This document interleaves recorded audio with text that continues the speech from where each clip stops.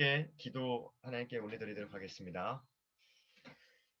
하나님 감사합니다. 저희의 연약함, 부족함 모든 것 품어주시고 저희를 있는 것 사랑하시는 아버지가 계시기에 저희의 모습이 온전하지 못하여도 예배를 드리러 참여할 수 있음에 감사를 드립니다.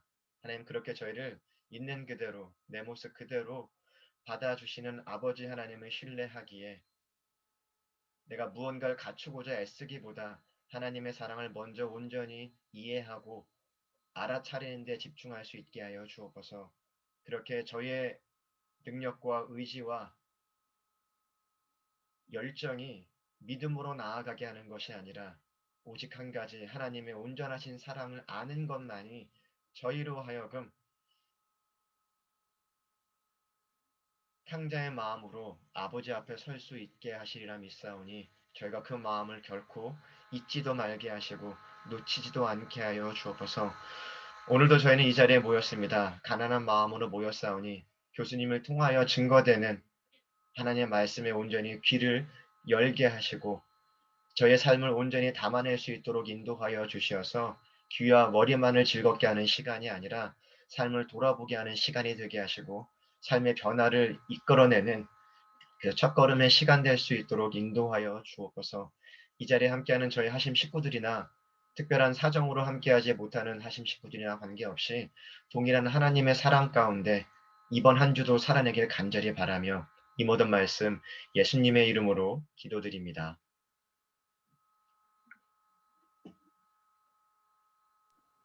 예, 오늘은 히브리서 12장 14절에서부터 17절 말씀 나누기 원하는데 우리 샤니아 자매님이 14절서부터 17절까지 좀 읽어주시면 좋겠습니다. 네, 말씀 봉독하겠습니다. 모든 사람과 더불어 화평함과 거룩함을 따르라. 이것이 없이는 아무도 주를 보지 못하리라.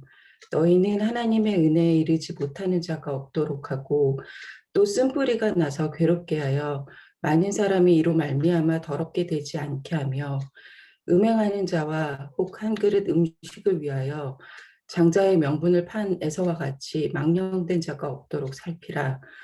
너희가 아는 바와 같이 그가 그 후에 축복을 이어받으려고 눈물을 흘리며 구하되 버림바가 되어 회개할 기회를 얻지 못하였느니라. 아멘, 아멘. 예, 오늘 이제 우리 히브리서 12장 말씀 우리 계속 묵상하고 나누고 있는데 원래 제가 붙인 제목에서 제목을 바꿨어요. 바꾼 이유는 제가 처음 제목을 붙일 때는 개역 한글판이었는데 우리가 사실 이 계속 예배에서 개역 개정판을 써서 개역 개정판에는 그 말씀이 없더라고요. 그 구절이 그러니까 그 표현이 없어서 제목을 모든 사람과 더불어 14절에 제일 초반에 나오는 게 모든 사람과 더불어 이러고 나오잖아요. 그래서 제목을 모든 사람과 더불어로 바꿨습니다.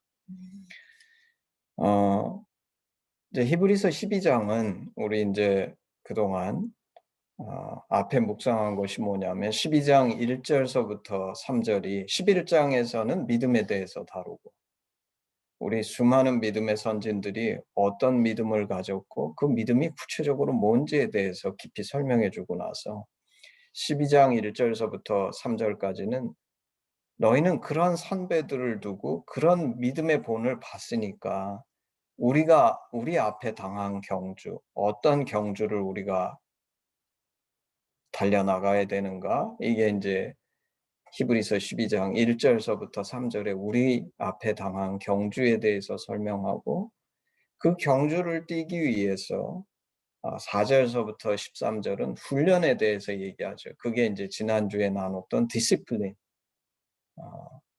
징계, 한국말로는 징계 이렇게 되어 있지만 하여튼 더 정확한 표현이 디시플린. 그리고 이제 이어서 나오는 말씀이 오늘 14절에서부터 17절입니다. 14절에서부터 17절. 그래서 12장 1절서부터 3절은 내가 가야 할 길에 대한 설명이고 그 목표, 어떤 내가 달려가야 할 경주가 뭔지 목표를 설정하고 내가 받는 훈련이 뭔가 그게 징계 4절서부터 13절 디시플린을 얘기한 다음에 14절서부터 17절은 이게 이제 확장이 돼요. 4절서부터 13절은 내가 받을 훈련에 대해서 주로 얘기했다 그러면 14절서부터 17절은 나도 받아야 될 훈련이지만 동시에 이게 이제 확장이 돼서 주변 사람들, 그래서 모든 사람과 더불어서 우리가 같이 해야 될 일, 이제 이거를 가르쳐 주는 거죠. 확장이 되는 거죠. 그래서 목표, 내가 가야 될 받을 훈련, 그리고 이제 하나님과 마치 13절까지가 하나님과 나 사이에서의 얘기였다 그러면 십자가처럼 이제는 주변 사람들과 함께 나도 해야 되고 주변 사람들에 대해서 그리고 같이 해야 될 일이 뭔가 그게 이제 오늘 14절에서부터 17절이죠. 14절에 보면 이렇게 얘기합니다. 그 시작이 모든 사람과 더불어 화평함과 거룩함을 따르라. 이것이 없이는 아무도 주를 보지 못하리라. 여기에서 이제 종종 우리가 이제 한글 성경을 읽으면서 영어 성경이 있으면 이제 도움을 받게 되는 일이 있는데, 왜냐하면 여기에서 보면 한글만으로 읽으면 이렇죠. 모든 사람과 더불어 화평함과 거룩함을 따르라. 이걸 한국말로 그냥 읽으면 뭐처럼 들리냐면 하여튼 이 땅에 있는 모든 사람과 내가 화평해야 되고 거룩함을 쫓아야 되는데 이것이 없이는 이것이가 뭔지가 불분명해서 마치 뭐처럼 들리냐면 모든 세상 사람하고 화평하지 않거나 거룩함을 쫓지 않으면 아무도 주를 보지 못하리라. 이렇게 들리는 거예요. 그러니까 이러면 문제죠. 왜냐하면 우리는 누구나 다 이 땅에 있는 사람들과 화평하기를 원하지만 그렇지 못한 사람들이 있거든요. 그럼 내가 그렇지 못한 사람들이 있는데 그러면 나는 주를 보지 못하는가? 그래서 이제 NIV 영어 성경을 보게 되면 영어 성경은 이렇게 되어 있습니다. Make every effort to live in peace with everyone. 그래서 make every effort는 뭐냐면 이 땅에 있는 모든 사람들과 peace, 평화하고 화평하도록 최선의 노력을 해라. 그렇죠? 이건 최선의 노력이지 사실 성경도 이해하고 있는 거죠. 우리가 이 세상 가령 예를 들어서 마귀적인 사람들, 악마 숭배 요새 이제 많죠. 뭐 마귀적인 사람들과 피스할 수가 없죠. 거기는 전쟁을 치러야 되는데. 그래서 성경은 그런 사람들하고도 화평하라 그런 뜻이 아닙니다. 그래서 할 수 있어서 가능한 모든 사람들과 화평하려고 애를 써라. 그런 뜻이죠. 그리고 이제 두 번째가 거룩해라. To be holy. 그리고서 이것이라고 얘기하는 이것이 뭐냐면 모든 사람과 화평하도록 애써라가 아니라 거룩하려고 애를 써라. 거룩함이 없이는 주를 보지 못하리라. 이 얘기죠. 이렇게 되면 이제 너무 훨씬 더 분명해지죠. 내가 물론 이것이 이런 뜻은 아닙니다. 내가 최선을 다하지 못해서 사실은 나의 개인적인 편협함이나 감정 때문에 화평을 누리지 못하는 사람이 있다 그러면 그거는 이제 나의 잘못이죠. 이 말씀은 그런 사람들도 최선을 다해서 peace, 화평을 누려라. 요구하고 있는 겁니다. 우리한테 적극적인 화평을 추구하라고 얘기하고 있는 거지만 이 말의 뜻이 모든 사람은 아니다. 왜냐하면 우리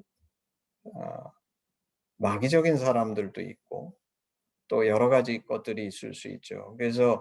그리고 가령 예를 들어서 어떤 경우는 뭐 텐션이 있을 수도 있는데 그게 지난번에 봤던 것처럼 그 사람에게 유익하다 그러면 그것이 필요할 수도 있는 거죠. 그래서 이제 14절을 통해서 아까도 얘기했던 것처럼 나와 하나님과의 관계가 이제 나와 이웃과의 관계, 우리 모든 사람과 더불어 가지고 내가 하나님 앞에서 뭘 해야 되느냐를 설명하는 게 이제 14절서부터 17절이죠. 근데 여기에 보면 화평함은 우리가 굳이 설명이 필요 없을 것 같아요. 모든 사람과 피스가 있도록 최선을 다해라. 여러분은 이런 노력을 하세요? 음, 저는 제가 하나님 안에서 주님을 조금씩 더 알게 되면서 성숙해 가면서 변화된 것이 있다 그러면 예전에는 모든 사람과 화평함을 별로 추구하지 않았어요. 왜냐하면 나랑 안 맞는 사람은 '아이 저 사람하고 내가 뭐 굳이 화평함을 추구할 필요가 있을까?' 배제하면 되죠. 그리고 어떤 사람은 내가 개인적으로 성향이 다르거나 여러 가지 이유 때문에 얼마든지 제가 배제할 수 있는 거죠. 그 사람을 나의 화평의 대상으로 추구하지 않는 겁니다. 근데 제가 성숙한다는 것이 무엇인가 조금씩 배워가면서 생겨난 변화 중에 하나는 성향이 어떠함을 떠나서 다름이 어떠함을 떠나서 내가 모든 사람과 화평함을 추구하는 자로 변화됐고 거기에 있어서 그런 자세를 유지하는 게 참 중요하구나. 왜냐하면 내가 이 자세 make every effort to live in peace with everyone 이 자세를 잃어버리는 순간 제가 돌이켜보면 뭘 깨닫냐면 그게 교만의 증거다. 내가 이 노력을 그치는 순간이 어느 순간이냐면 이제 나 안 해도 돼. 충분히 많은 사람과 나는 화평을 누리고 있고 이 교만의 증거죠.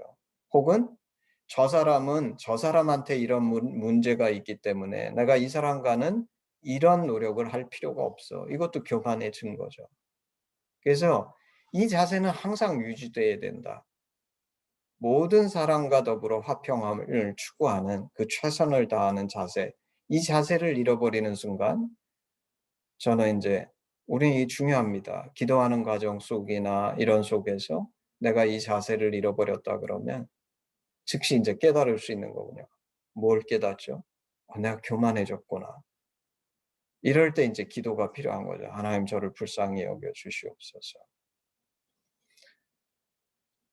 그리고 인제 14절에 두 번째 하는 얘기가 "Make every effort to be holy."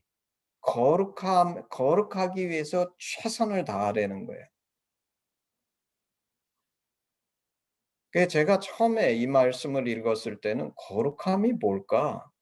거룩함이 뭘까?' 우리 하심은 하나님의 심정을 추구하니까 하나님의 심정을 쫓아 내가 하나님처럼 그래서 이걸 굉장히 개인적으로 적용했었었어요. 내가 하나님의 심정을 쫓아 하나님의 마음을 품고 하나님이 원하시는 것을 하면 거룩한 게 아닐까. 뭐 물론 인제 그것도 틀린 얘기는 아니죠. 근데 이 말씀을 준비하면서 구약을 쪼끔 찾아봤더니 그렇게만 생각할 게 아니구나. 왜냐하면 구약에 나오는 거룩이라는 거는 대부분 물질들이에요. 아니 물론 제사장이 거룩하다. 이 사람도 거룩해질 수 있는 거죠. 근데 인제 아까 제가 정의했던 거는 사람에 대한 정의만이거든요. 근데 구약에 보면 하나님의 율법을 쫓아서 거룩하게 하면 관유, 그 기름도 거룩해지고 성전 제물도 거룩해지고 성막도 거룩해지고 누리 눈에 보이는 실질적으로 볼 수 있고 만질 수 있는 그다음에 성전, 예루살렘은 거룩한 city 이 모든 만질 수 있고 볼 수 있는 것이 거룩해지는 거예요. 그럼 거룩이 뭔가? 거룩이 뭔가? Make every effort to be holy.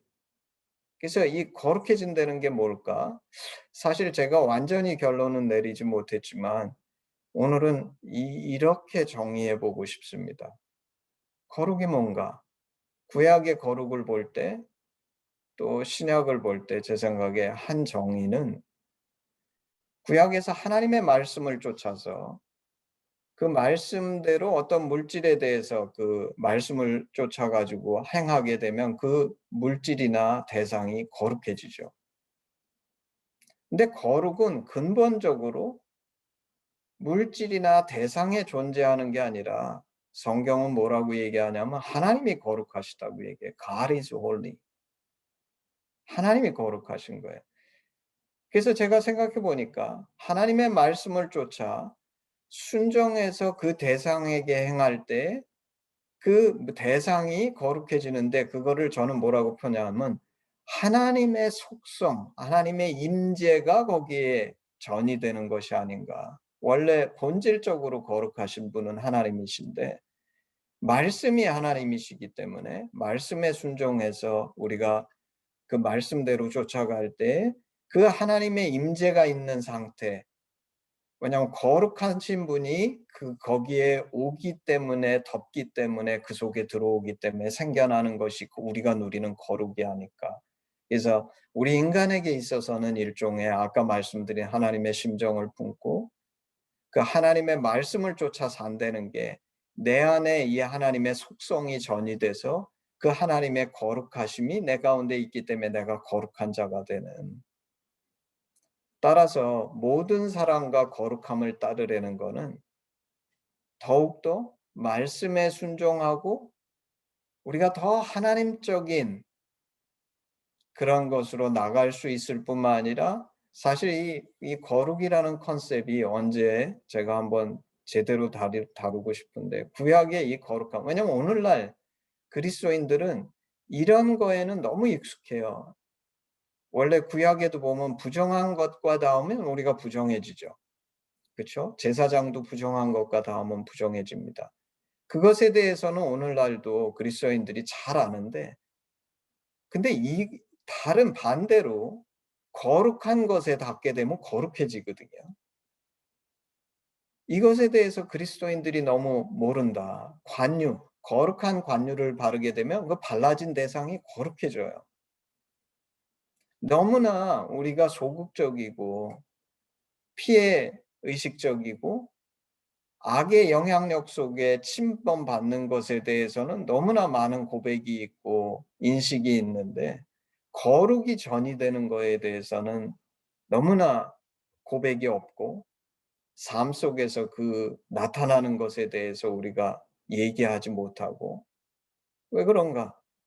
왜냐하면 내가 이 하나님의 거룩으로 충만하지 않기 때문에. 근데 오늘 히브리서 12장 14절은 모든 사람과 더불어 화평함을 추구하고 거룩함을 추구하라는 거예요. 그래서 나만 거룩한 것이 아니라 내 주변의 사람들도 거룩해질 수 있도록 최선의 노력을 다하라는 겁니다. 그리고 거룩함이 없으면 아무도 주를 보지 못하리라. 이거는 조건적인 문장인 것 같지만 제가 설명한 컨셉으로 얘기하면 결과적으로 너무 타당한 말이에요. 왜냐하면 내가 하나님의 영향력, 하나님의 임재, 하나님의 속성이 내게 임하지 않는데 내가 어떻게 주를 볼 수 있겠습니까? 하나님의 임재, 하나님의 속성이 내게 임하는 사람이 하나님을 볼 수 있고 하나님과 교제할 수 있고 하나님이 누구신지 체험할 수 있는 것이지. 사실 이 문장의 표현대로 하게 되면 오늘날 많은 그리스도인들이 착각하는 하나님에 대해서 내가 머리로 안 것이 결코 주를 보는 것에 해당하는 것이 아니다. 사실은 아까도 했지만 말씀에 순종했을 때 그 구약의 모든 대상들이 거룩해진 것처럼 내 삶이 있고 내 실제가 그 말씀에 순종해서 주의 임재, 주의 속성이 내게 임할 때 내가 그 하나님과의 실질적인 교제가 있는 것처럼 그것이 오늘 히브리서 12장 14절이 얘기하는 거죠.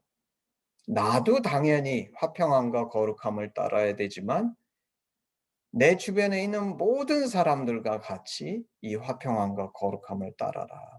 그리고 이 거룩함, 그 하나님의 말씀에 순종하고 그 하나님의 그 임재 속성이 내게 임하는 삶이 없으면 그러면 주를 보지 못한다. 컨셉으로 되는 게 아니다. 삶이 있어야 된다. 이제 이런 설명을 하는 거죠. 그리고 이제 15절로 넘어갑니다. 15절에 가면 너희는 하나님의 은혜에 이르지 못하는 자가 없도록 하고 또 쓴뿌리가 나서 괴롭게 하여 많은 사람이 이로 말미암아 더럽게 되지 않게 하며 14절은 마치 내가 모든 사람과 함께 실천해야 되는 큰 중요한 두 명제, 엄청난 큰 주제죠. 왜냐하면 모든 사람과 화평하는 거, 그리고 내가 거룩함을 추구하는 거, 이 두 가지에 해당되지 않는 우리 신앙의 영역이 있을까? 왜냐하면 모든 사람과 화평함을 추구하고 거룩함을 추구하는 거에는 하나님과의 관계도 있어야 되고 이웃과의 관계도 있어야 되기 때문에 이거는 신앙생활의 대명제와도 같은 얘기를 하고 나서 15절에는 구체적인 실천으로 얘기하는데 15절은 제가 보기에는 믿지 않는 자서부터 제대로 믿는 자까지 포함하는 그런 모든 사람들에게 이 15절 얘기를 하는 것 같고 이제 16절, 17절에 가게 되면 이제 좀 이따 거기서 다루겠지만 그거는 가장 밑바닥의 그리스도인이나 심지어 아직 구원받지 못한 사람. 그래서 마치 14절이 큰 우리 신앙의 실천을 위한 큰 명제를 제시하고 15절에서 모든 그리스도인을 포함시켜서 얘기하고 나서 16절, 17절에는 신앙의 제일 바닥이나 심지어 구원받지 못한 사람까지 포함해가지고 삶에 우리가 어떤 삶을 살아야 되느냐를 설명하는 것이 오늘 14절서부터 17절 말씀이 아닌가 싶습니다. 그래서 첫 번째 15절에 보면 너희는 하나님의 은혜에 이르지 못하는 자가 없도록 하고 이거를 NIV로 비유로 보면 이거예요. See to it that no one falls short of the grace of God. No one falls short of the grace of God. 은혜에 이르지 못하는 자, 한국말로는 이렇게 표현했죠. 하나님의 은혜에 이르지 못하는 자. 여기에서 이제 우리가 하나님의 은혜의 풍성함에 대해서 이해할 필요가 있습니다. 오늘 이 15절은 하나님의 15절이 성립하려 그러면 하나님의 은혜는 어마어마하게 풍성하다는 거예요. 하나님의 은혜는 결코 모자라지 않는다는 거예요. 그리고 우리는 그거를 예수 그리스도를 통해서 이미 분명히 봤습니다. 요한복음에서 뭐라고 얘기하냐면 예수님을 보고 제자들이 은혜와 진리가 충만하더라. 이렇게 표현했어요. 은혜와 진리가 충만하더라. 충만하다는 건 조금도 부족하지 않다는 거죠. 그래서 하나님의 은혜는 충만한 것이다. 조금도 부족하지 않는 것이다. 근데 이제 우리 기독교인들이 삶에서 우리가 느끼는 것은 은혜가 부족한 것처럼 느끼거든요. 많은 그리스도인들이 살면서 그렇게 고백해요. 내게 은혜가 없어. 은혜가 모자라. 그 왜 그러냐 이거죠. 왜? 성경은 예수 그리스도를 쳐다보면서 은혜와 진리가 충만하다 그랬는데 왜 내 삶에는 그 은혜가 충만한 것처럼 느껴지지 않고 항상 모자라고 부족하고 심지어 어떤 때는 없는 것처럼 느껴지냐 이거 하나님의 은혜라는 거 없는 것처럼. 근데 오늘 히브리서 12장 15절은 그게 하나님의 은혜가 충만하거나 충만하지 못하거나 모자라서가 아니라 하나님의 은혜는 정말 잴 수도 없고 측량할 수도 없을 만큼 넘치도록 풍성한 것인데 은혜에 이르지 못하는 자. 그게 뭐냐면 그 풍성한 은혜가 있지만 그 풍성한 은혜를 누리지 못하는, 이르지 못하는 자들이 세상의 대부분이다 이 얘기예요. 세상의 대부분이다. 그 첫 번째가 뭐냐면 이건 이제 가장 불쌍한 사람들인데 예수님이 주신 제일 큰 은혜가 뭐죠?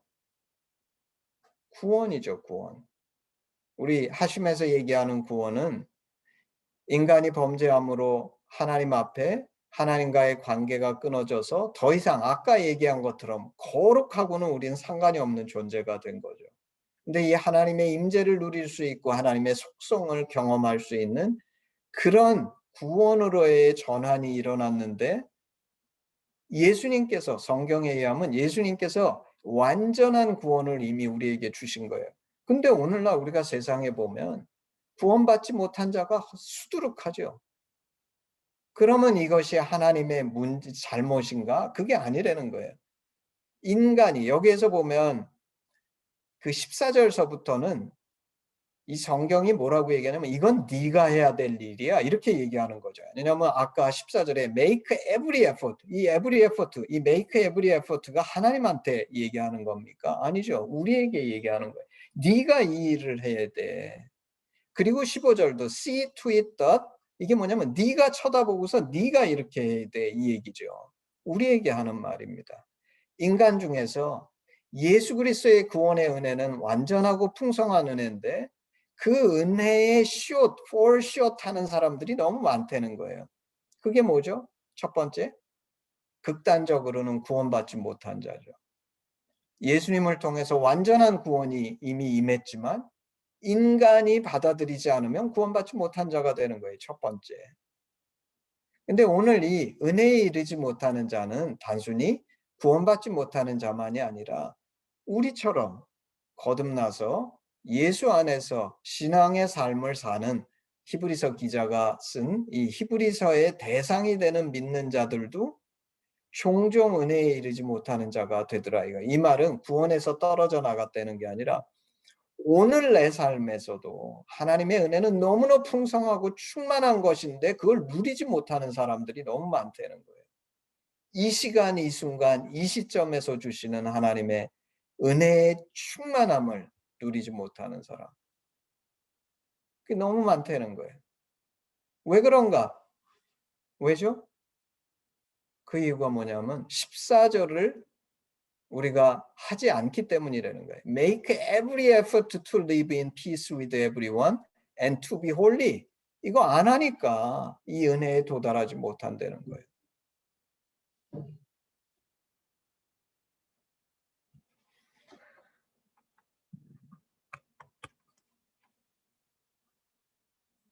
그래서 첫 번째, 오늘 이제 15절에서 우리에게 실질적으로 주시는 말씀은 은혜에 이르지 못하는 자가 없게 해라. 은혜에 이르지 못하는 자가 없게 해라. 그리고 아까도 말씀드렸지만 이건 나에 대해서만 하시는 말씀이 아니라 우리에게 뭐라고 얘기합니까? 모든 사람과 더불어, 이러고 시작했잖아요. 14절서부터. 네 주변에도 그런 사람이 없게 해줘라. 그게 하나님의 뜻이고 그게 우리가 있는 이유고 그게 우리가 해야 될 일이라는 거예요. 그리고 이제 15절의 뒷부분에 또 쓴뿌리가 나서 괴롭게 하여 많은 사람이 이로 말미암아 더럽게 되지 않게 하며.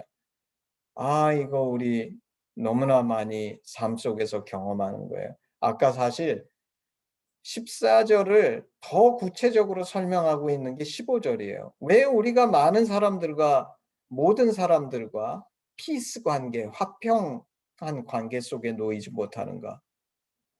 가장 큰 심텀 중에 하나가 뭐냐면 이 쓴뿌리 때문에. 이 쓴뿌리가 뭐죠?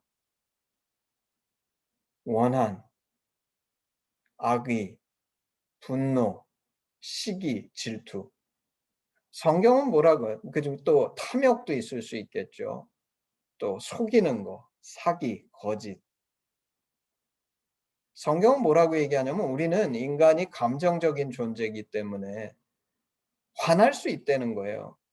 화나는 거에 대해서 성경은 금지하지 않습니다. 근데 이제 성경은 우리에게 뭘 하냐면 분을 품지 말라는 거예요. 분이 일어날 수 있지만 그거를 품어가지고 그날이 지나가도록 품고 있으면 이제 얘가 뿌리를 내리는 거죠. 그게 쓴뿌리죠.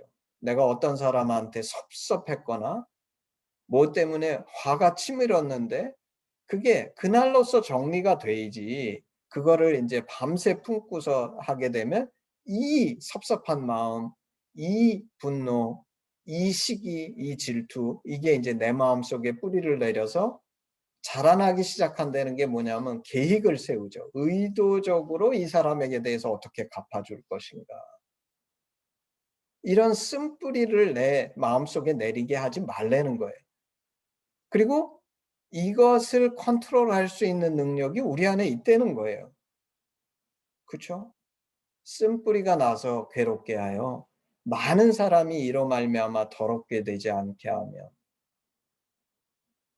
저는 종종 느끼는데 이 땅에서도 왜 말씀이 귀한가? 이 땅에서 많은 사람은 죽으면 천국 지옥을 간다 그러는데 물론 죽으면 천국 지옥을 가죠. 근데 이 땅에서도 천국 지옥을 사는 사람들이 있는 거예요. 제가 보면 요새 방탕한 젊은이들이 다 자기가 즐긴다고 그 방탕함을 살아요. 가령 성적으로 방탕한 삶을 살든지 뭐 쾌락을 쫓아가지고 온갖 방탕한 삶을 살면서 자기가 즐긴다고 하는데 제가 보기에는 그게 본인은 즐긴다고 하는데 즐기는 것이 아니라 사실은 자기를 망가뜨리고 있고 자기를 괴롭게 하고 있고 자기를 점점 더 파멸로 이끌어가고 있는데 스스로는 그걸 즐긴다고 착각하는 거죠. 그게 지옥이잖아요. 지옥이 뭡니까? 나는 사실은 내가 하고 싶은 거를 한다고 하고 있는데 그게 나를 계속 괴롭히고 파괴하고 우리는 잘 알아요. 내가 만약에 어떤 사람에 대해서 원한을 품거나 그러면 행동으로 하건 안 하건 하면 더 심해지죠. 사실은 내 가슴속에서 내가 그 고통을 받잖아요. 근데 이제 많은 사람들이 자기에 대해서 민감하지 않기 때문에 내 안에 이 쓴뿌리가 내렸을 때 그 쓴뿌리가 나를 괴롭히는 것에 대해서 민감하지 않는 거예요. 이게 이제 죄의 무서움입니다. 우리가 그리스도 안에 거듭나서 선한 양심을 갖고 있을 때는 처음에는 이런 것들에 무지 민감하죠. 근데 이게 지속적으로 반복되고 쓴뿌리가 내려가면 점점 더 둔감해져서 사실은 이 쓴뿌리가 나를 파괴시키고 괴롭히고 내가 고통당하고 있는데 그 고통에 점점 더 둔감해지면서 다른 사람들에게 말할 수 없는 악을 행하게 되는 거죠. 그러지 말라는 거예요. 쓴뿌리가 나서 괴롭게 하여 많은 사람이 이로 말미암아 더럽게 되지 않게 해라. 그래서 15절은 하나님의 은혜는 충만하고 풍성한 것이다. 결코 모자라지 않는다. 왜냐하면 많은 그리스도인들이 뭐라고 기도하냐면 하나님 제게 은혜가 부족해요. 그러면서 그 속에 담긴 뜻은 뭐냐면 하나님이 내게 은혜를 안 주셔가지고 은혜가 부족해요. 하나님 원망하는 거죠. 그런 게 아니라는 거야. 하나님은 이미 넘치도록 풍성한 은혜를 주셨는데 일종의 내가 아무리 좋은 음식을 풍성하게 뷔페처럼 차려놔도 자기가 안 먹으면 그게 풍성한 음식이 될 수가 없죠. 내가 먹어야 돼요. 먹으라는 거예요. 그 풍성한 은혜를 누리라는 거예요. 그거는 하나님이 하실 수 없고 내가 해야 된다는 거예요. 그리고 부정적인 것에 있어서는 쓴뿌리가 나서 내 안에 자리 잡고 자라나게 두지 마라. 그렇죠? 그게 오늘 15절이 하는 얘기입니다. 16절 음행하는 자와 혹 한 그릇 음식을 위하여 장자의 명분을 판 에서와 같은 망령된 자가 없도록 살피라. 아까 이제 우리 얘기했던 것처럼 14절은 모든 사람과 더불어 화평함과 거룩함을 따르라. 이게 우리 삶의 커다란 명제같이 던지고서 15절에 내려오면 이게 이제 현실이 마치 되는 것 같고 16절에 가면 더 내려가 가지고 거의 신앙인의 끝단에 내려가는 거죠. 가장 바닥에 있는 사람이 어떤 사람이냐면 음행하는 자, 여기는 구원과 구원받지 못함의 경계가 뒤섞여져 가지고 어떤 사람은 구원받지 못하는 사람이 되고 막 이 가장 바닥까지 내려가는 거죠. 16절이. 음행하는 자와 혹 한 그릇 음식을 위하여 장자의 명분을 판 에서와 같이 망령된 자가 없도록 하라. 그래서 16절은 망령된 자의 얘기입니다.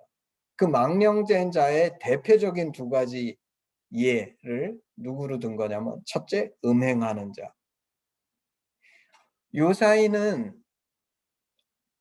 요새 세상은 성적인 자극으로 넘치는 세상이에요. 성적인 자극으로. 그리고 제가 보면 뭐 할리우드든지 모든 영화, 저는 젊었을 때 잘 몰랐어요. 왜 모든 영화에 그런 성적인 그런 장면들을 꼭 집어넣을까? 근데 내가 나이가 드니까 언제부터 알겠더라고요. 왜 집어넣습니까? 사람들이 좋아하니까. 사람들을 자극하고 그 영화의 셀링 포인트로 써먹기 위해서, 돈 벌기 위해서 그런 성적인 자극들을 집어넣죠. 사실 영화 스토리의 중심 스토리상 없어도 되는데 반드시 집어넣어요. 왜 집어넣습니까? 사람들한테 자극하고 더 어필해가지고 영화가 잘 팔리게 하기 위해서.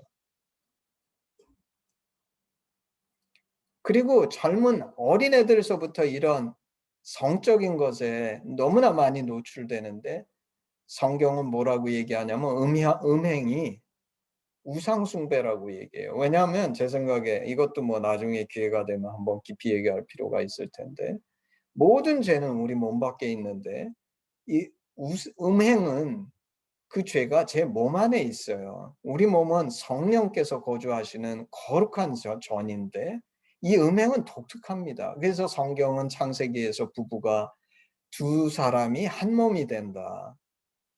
그래서 이 성적인 거는 단순히 쾌락적인 것이 아니라 깊은 영적인 의미까지 갖는 건데, 이 음행할 때에 망령된 자라는 거예요. 이 음행하는 자가 하나님과 코이노니아를 누리는 것은 거의 불가능합니다. 왜냐하면 어떻게 내 안에서 하나님과 마귀, 이 우상이 같이 공존할 수가 있겠어요? 하나님은 그렇게 하시는 하나님 아니시죠. 왜냐하면 우리 십계명에서도 아는 것처럼 나 외에 다른 신을 두지 말라. 우리 하나님은 질투하시고 진노하시는 하나님이신데, 만약에 내가 음행을 한다는 것은 내 안에 이런 악한 마귀적인 것이 나와 하나로 결합된다는 건데, 어떻게 하나님이 내 안에서 이 마귀와 한 군데 계실 수가 있으시겠어요? 그래서 음행은 정말로 어리석은 일입니다. 어리석은 일이에요. 근데 이제 사실 요새 세상에서는 이게 마치 뭐죠? 나의 어떤 인간이 갖고 있는 성향에서 그거를 엔터테인하는 것 정도로 미화시켜서 많은 어린아이들이나 젊은이들에게 이거를 정당화시키는데, 그러면 안 된다는 거예요. 성경은 심각하게 경고합니다. 음행하는 자는 망령된 자다. 망령된 자다. 이건 너무 어리석은 거죠. 우리를 걸려 넘어뜨리게 하고 하나님과 하나 되게 못하게 하는. 그 음행하는 거하고 같은 레벨이 뭐냐면 이제 에서입니다. 에서는 얼마나 망령된 자냐면 한 그릇 음식을 위해서 장자의 명분을 팔았다. 근데 이 본질은 똑같아요. 배고프니까 나의 육신의 요구 때문에 영적인 것을 가차없이 버린 거. 그게 에서거든요. 근데 음행이 똑같아요. 나의 성적인 욕구 때문에 영이신 하나님을 가차없이 내팽개치고 나의 욕구를 채우기 위해서 망령된 자가 된 거예요. 이 똑같죠, 본질상. 이게 망령된 자라는 거예요. 그리고 그 결과가 뭐냐? 이런 망령된 자가 되면 어떻게 되냐면 17절에 너희가 아는 바와 같이 그가 그 후에 축복을 받으려고 눈물을 흘리며 구하되 버림받으여 회개할 기회를 얻지 못해. 이 정도까지 내려가게. 만약에 이게 계속돼 가지고 이렇게 결론 지어지면 구원도 잃어버리는 자가 된다. 이 얘기죠, 17절은.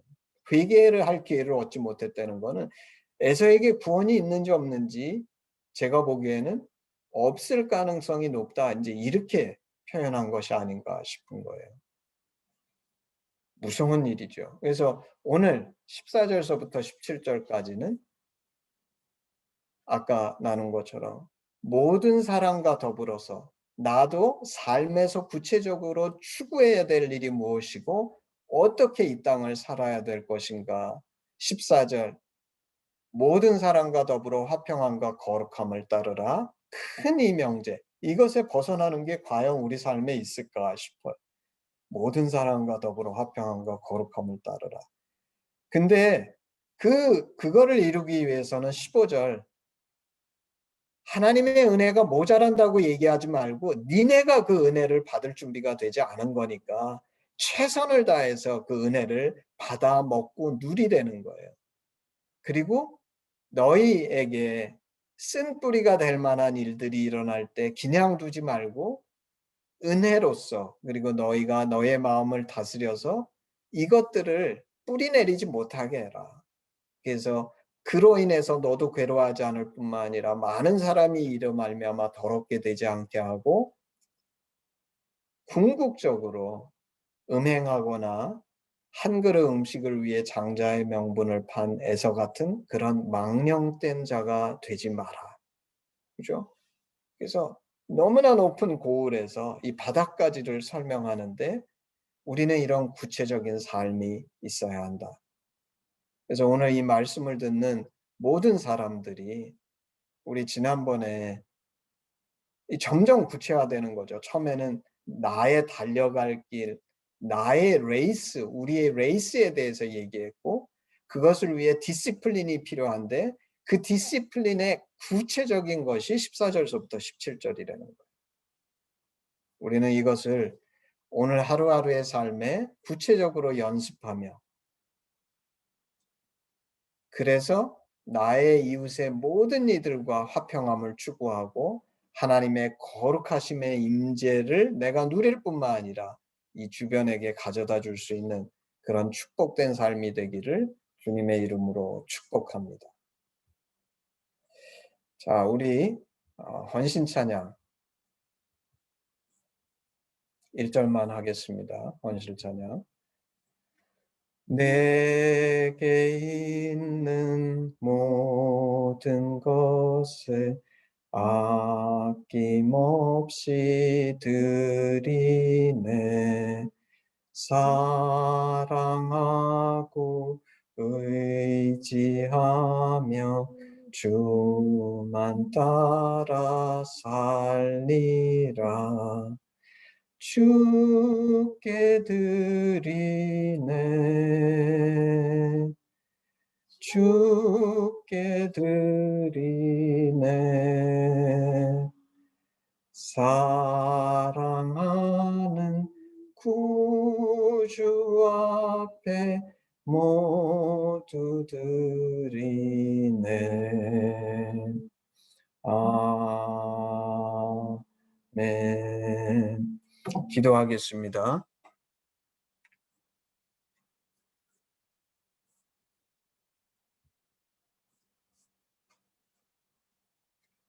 아버지 하나님, 감사합니다. 저희로 모든 사람과 더불어 화평함과 거룩함을 쫓는 자가 되게 하시고 우리 중에 하나님의 은혜에 이르지 못하는 자가 없게 하게 하시고 또 쓴뿌리가 나서 괴롭게 하여 많은 사람이 이로 말미암아 더럽게 되지 않게 하시며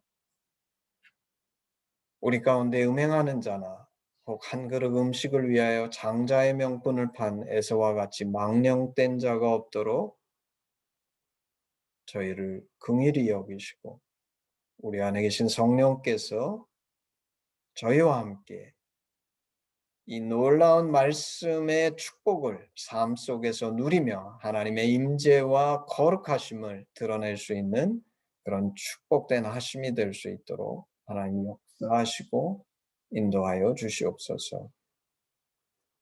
주의 임재가 있을 때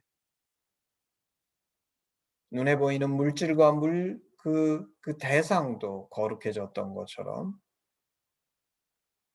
우리에게 주신 이 모든 은혜와 축복들 그리고 저희가 드리는 헌금도 이 하나님의 놀라운 이 축복된 일을 위해 사용되는 거룩함이 있도록 역사하시고 주장하여 주시옵소서. 감사드리며 예수님의 이름으로 기도했습니다. 아멘.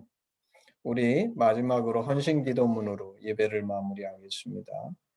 아바 아버지, 예수님의 죽으심과 부활하심으로 우리를 향한 당신의 사랑을 확증하시고 예수 안에 성령으로 당신과 하나 되게 하시니 감사합니다.